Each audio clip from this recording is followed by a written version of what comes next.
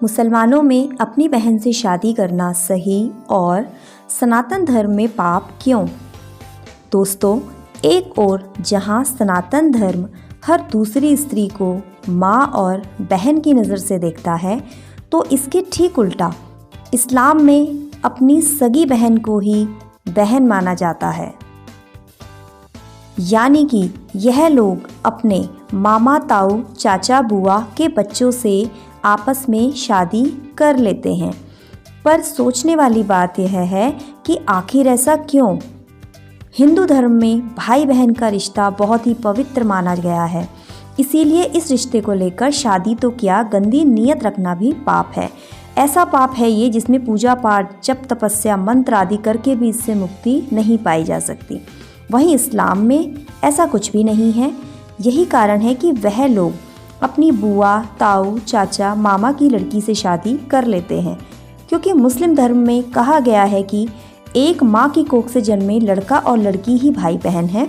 इसके अलावा वह किसी भी लड़की से निकाह करें, इसमें कोई बुराई नहीं है। लेकिन हिंदू धर्म की यही तो खासियत है, उसमें हर स्त्री को सम्मान की नज़र से देखने की सीख दी जाती है। हमारा धर्म हमें सीख देता है कि सिर्फ अपनी बहन ही बहन नहीं है, बल्कि हर दूसरी स्त्री को बहन की नज़र से देखना चाहिए। और जो लोग ऐसा नहीं करते हैं उन्हें अपमान तो झेलना ही पड़ता है, साथ ही उनके चरित्र व परवरिश पर भी उंगली उठने लगती है।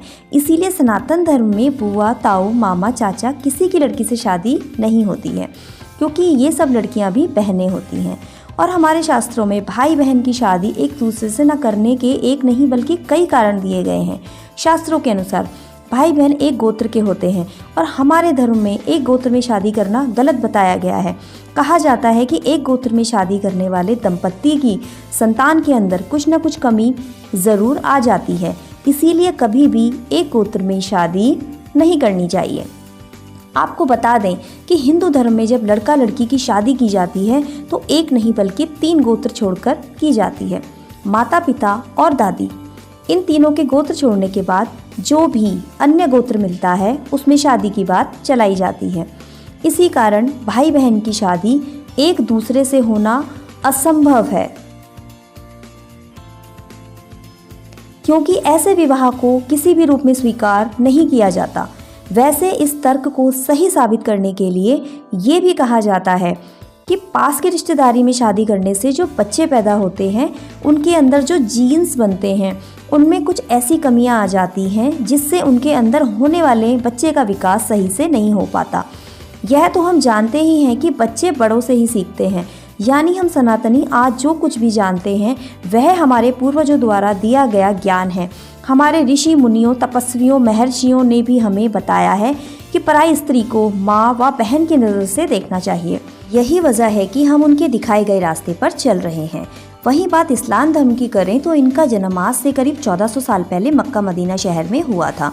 मदीना के पैगंबर माने जाने वाले पैगंबर मोहम्मद साहब वह शख्स थे जिन्होंने इस्लाम की पहली नींव रखी थी। इसके बाद उन्होंने इस धर्म का प्रचार प्रसार किया।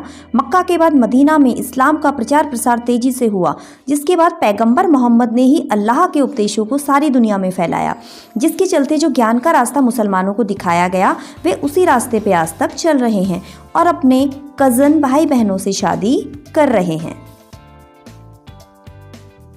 क्या आप जानते हैं कि हमारे सनातन धर्म में दूसरी जाति में शादी करना बिल्कुल भी सही नहीं माना जाता। ऐसा कहा जाता है कि जब आप किसी दूसरी जाति के लड़के या लड़की से शादी करते हैं तो 2 अलग अलग जाति वाले मूल गुणों का मिलन हो जाता है, जिससे आपके मूल गुण नष्ट हो जाते हैं।